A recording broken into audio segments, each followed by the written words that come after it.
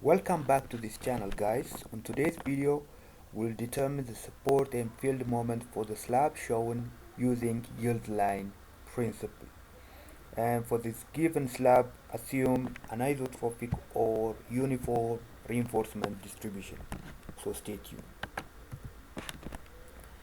So we have a rectangular slab which is fixed on two ends and simply supported on the remaining ends, and it is subjected to a uniform distributed area load of 20 kilonewton per meter squared. It has a length of 9 meter and a width of 7.5 meter.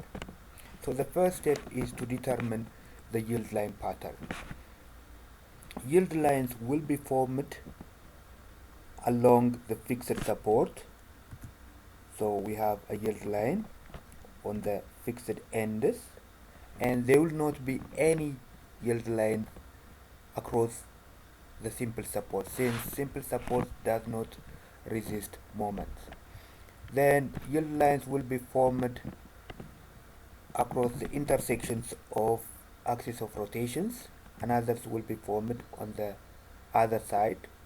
Finally, the yield line pattern will be something like this. So we have four regions, two triangular regions designated by the letters A and D, and trapezoidal regions B and C. So the next step is to have a section. So we have section AD. Corresponding to section AD, we have a trapezoidal deflection.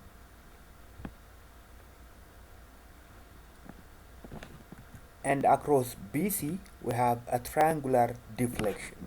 Since we use a virtual work method, the maximum deflection is assumed to be 1. So delta is equals to 1 will be the maximum deflection. And the angle of rotation will be phi. The dimension 4.78, 0.84 and 3.38 are given.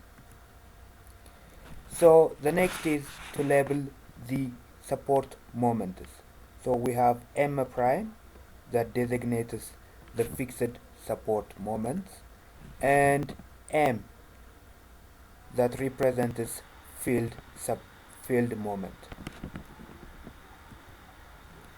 So according to energy principle, external energy is the product of area times load times average move distance for each right half slab. So we have regions A, B, C and D. So for regions A and D and part of B and C, we will calculate the external energy. So the external energy will be the area, which is 4.78 times 7.5, 4.78 times 7.5. 7.5 can be obtained by adding 3.11 to that of 4.39, plus on the right side we have an area of 3.38 by 7.5.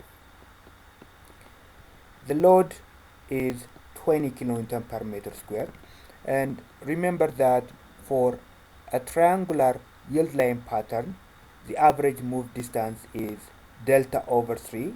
Since the maximum deflection is 1, we will take 1 over 3. So the external energy will be 408. For the remaining parts of B and C, which is designated between these two blue broken lines, we will calculate the area. So external energy will be 0.84, which is the length, multiplied by the width 7.5. The load is 20.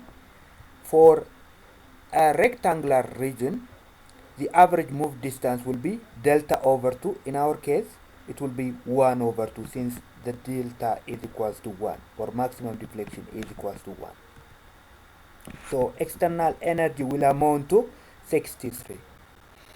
So total energy will be 408 plus 63, which is equals to 471.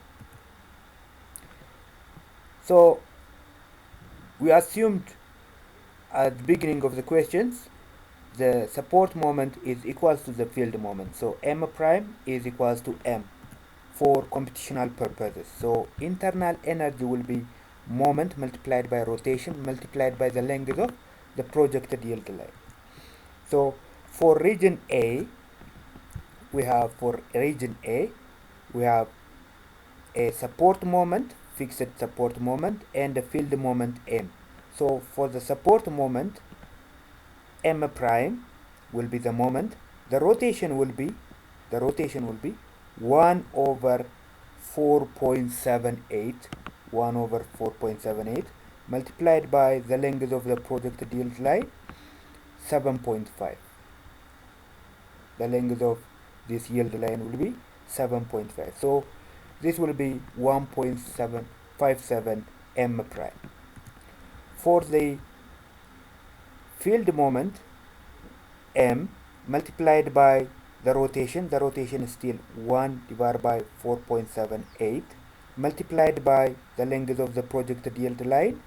The projection of this triangular zigzag line onto the axis of rotation will be 7.5, so it will be equal to 1.57 m. For region B, we will have only a field moment of m. We do not have any support moment. So m multiplied by the rotation 1 over 3.11 multiplied by the length of projected yield line. The projection of this triangular yield line onto this axis will be 9, so it will be 2.89 m. Similarly, we'll calculate for region C and D. So for region C, we'll have a support moment of m prime and a field moment of m.